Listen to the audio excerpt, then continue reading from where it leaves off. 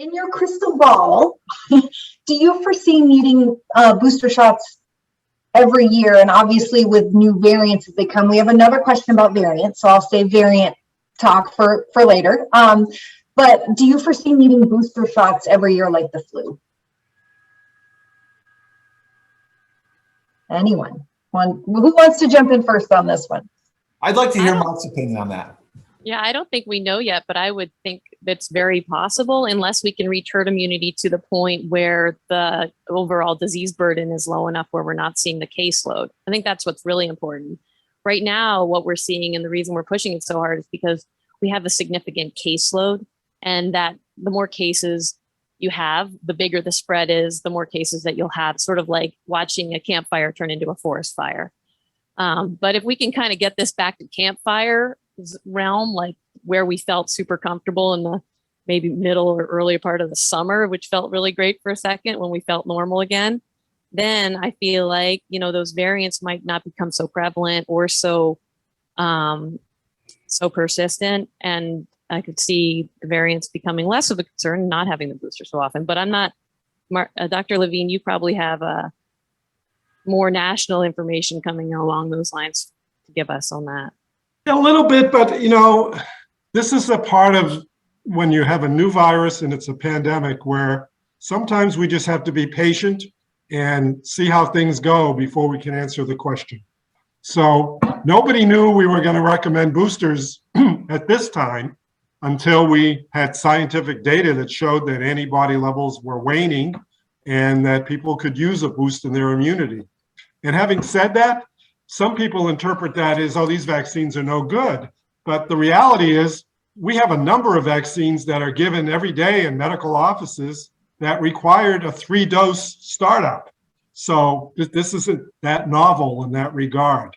We also will obviously follow people's antibody levels in studies over time and see what happens to current antibody levels over the next several months, 6 months, 1 year, 2 years, etc. There's also other ways to measure immunity besides antibody levels in the blood.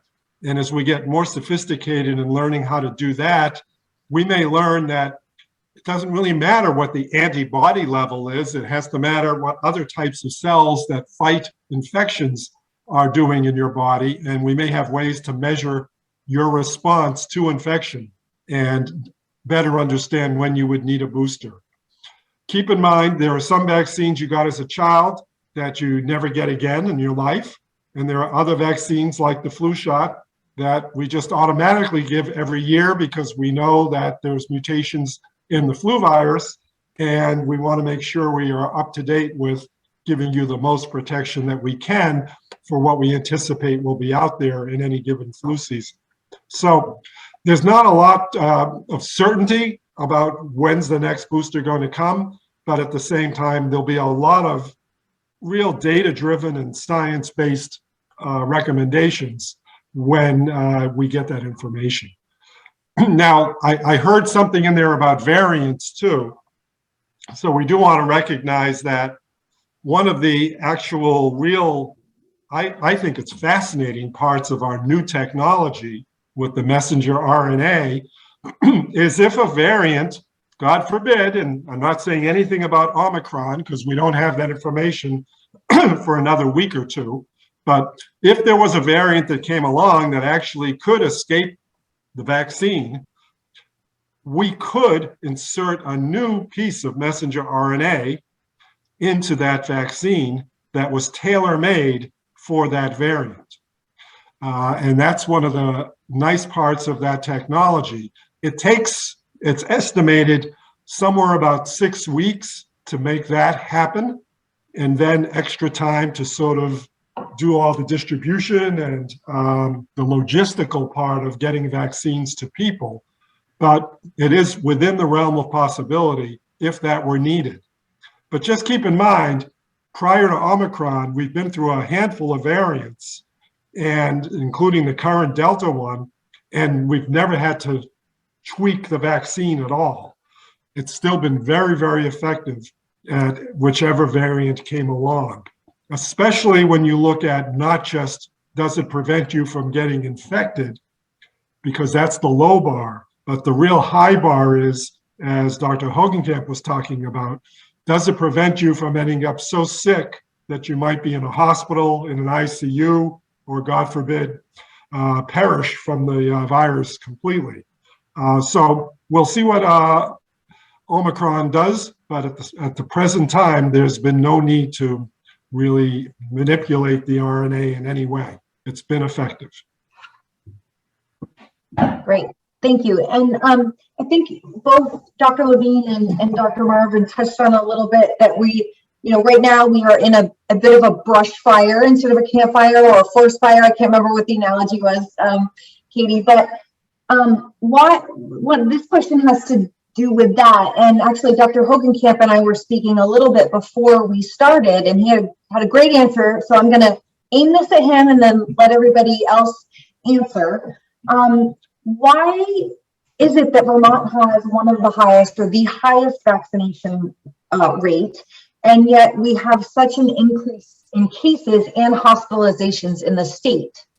Does that mean that vaccines aren't working? And why would I want to get vaccinated?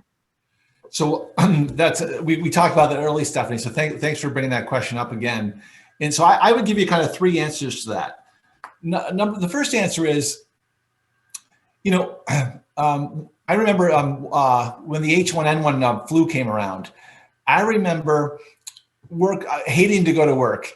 There was all this flu in the office. People were sick, especially like younger folks as well, which is not something where we weren't used to. And my office just kind of felt like I felt like working in a plague warden. But sooner or later it passed and it went by us.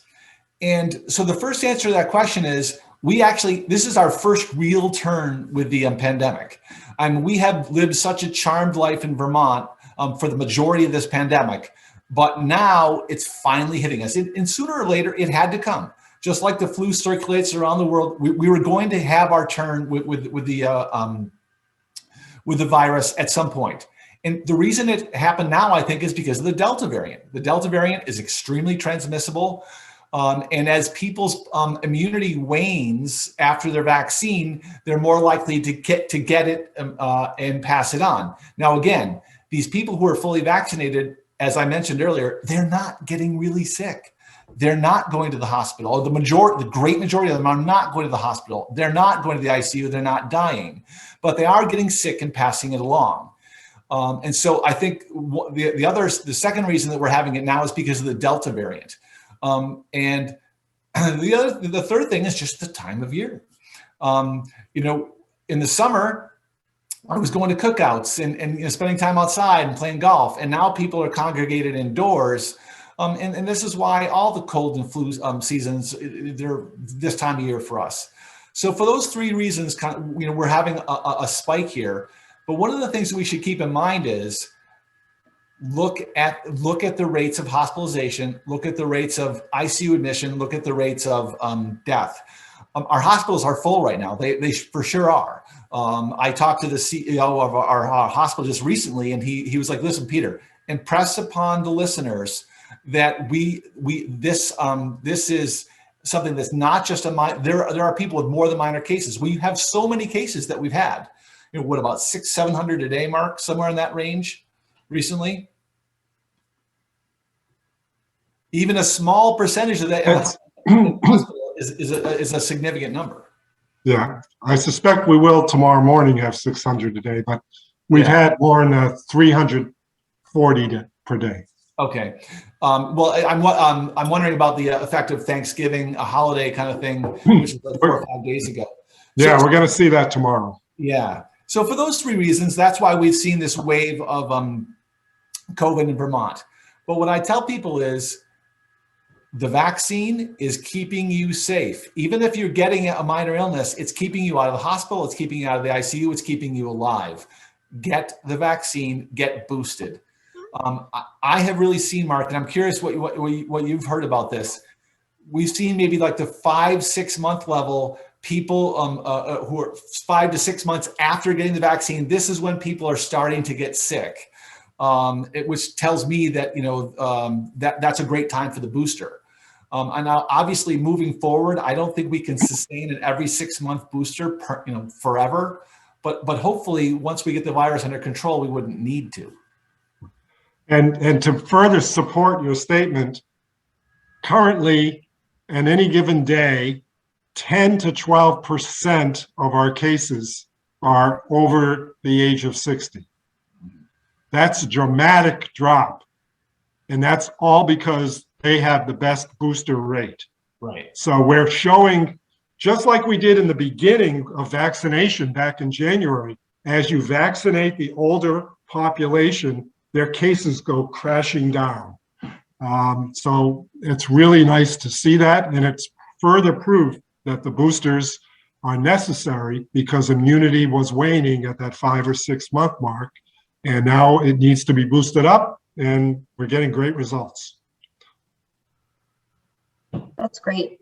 Now I have another question before I ask that. I know we have a couple of new participants. So if you have any questions or comments or concerns, please put them in the Q&A. So this one is about other countries' vaccination rates. It's been reported that other countries, such as Africa, where this newest variant have come from, have very low vaccination, single digits. Are we just going to be seeing more variants until the world is better vaccinated? And does it matter how much we're vaccinated at that point?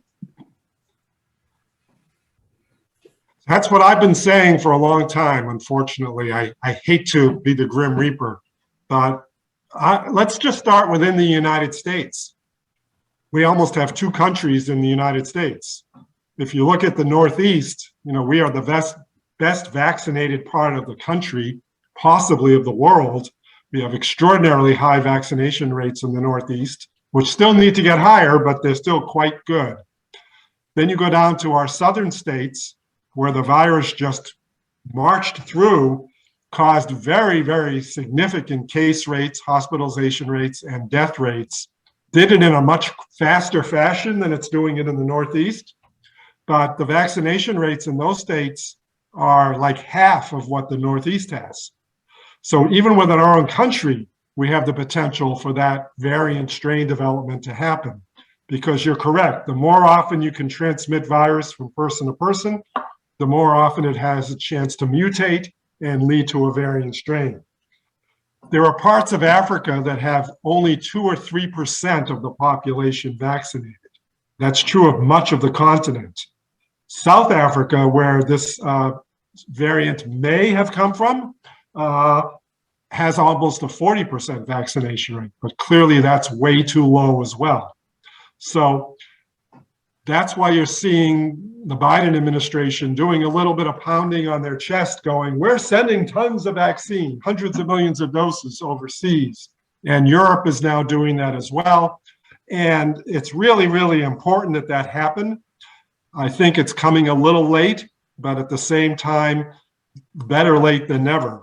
This is really what needs to happen, because we can't have the United States in a global society get great vaccination rates and never expect to see a variant again. We saw the first case now in San Francisco today of Omicron. It's impossible in this world to not have virus travel everywhere. So it's in our own self-interest, but certainly from a much more humanitarian standpoint, that we get the whole world vaccinated at a very high rate. To add to what Mark was saying, one of the quotes I started with earlier, I've been saying this for 6 months, and that is, contagion anywhere is a threat to health and wellness everywhere. Because with international, we're so connected as a world, and we always will be, and there's no way to prevent it. A variant that arises in South Africa or Indonesia or Europe or in Arkansas, wherever, it's going to spread throughout the world if it's a successful variant. It's just going to. So in addition to our secondary goal, which is to vaccinate our population as much as possible to prevent serious illness, I think a primary goal has to be to try to get this vaccine to everyone in the world. And as I mentioned, at least 4 billion people have had one dose of the vaccine, and the total doses given as of 11/24 is 7.81 billion doses. So we're making progress.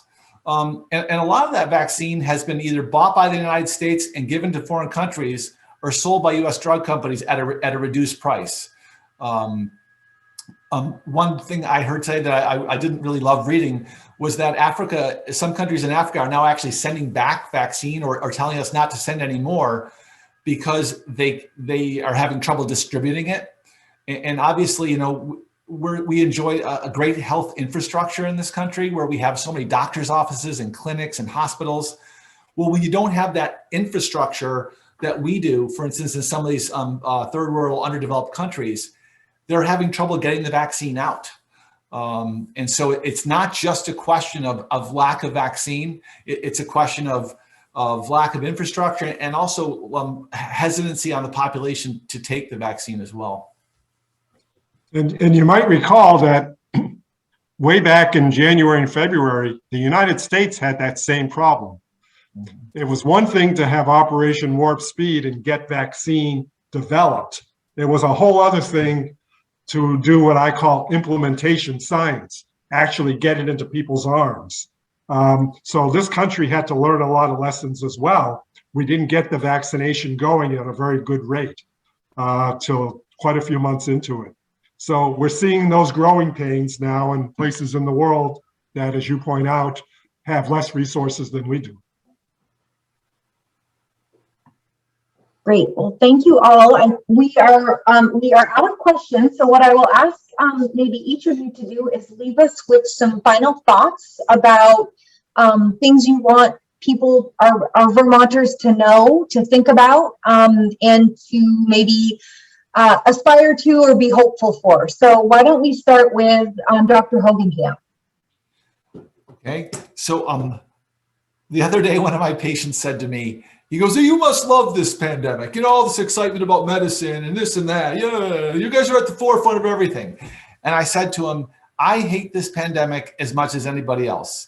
I love to go to, I love to travel. I love to go out to dinner. I love to go to parties. We haven't been doing any of those things.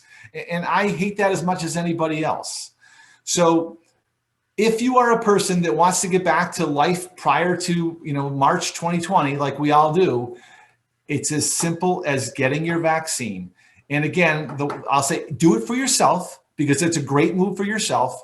But if you don't want to do it for yourself, do it for your neighbor as well. Great, thank you. Dr. Marvin? I was going to say something similar. I have, as I said, 3 kids. They spent my first grader doesn't have any memory of school without a mask. Basically missed preschool. So I just want their lives to get back to as normal as possible.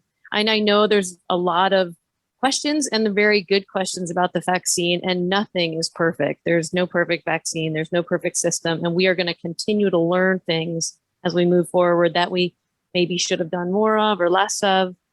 We are in the middle of a learning phase right now. And I think that everybody's understanding of that.